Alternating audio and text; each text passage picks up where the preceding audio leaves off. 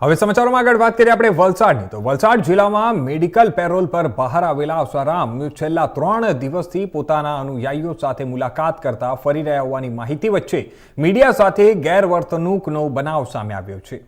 ત્યાં વલસાડના મણિબાગ વિસ્તારમાં આવેલા નિવાસ સ્થાન નજીક ઊભા રહેલા મીડિયા કર્મીઓ સાથે આસારામના સુરક્ષા કર્મચારીઓએ ઝપાઝપી કરી હોવાના આક્ષેપો ઉઠ્યા છે।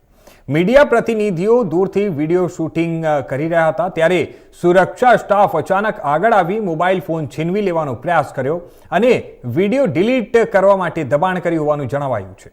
ત્યાં ઘટનાને પગલે સ્થળ પર થોડી વાર માટે તંગદિલીનું વાતાવરણ સર્જાયું હતું।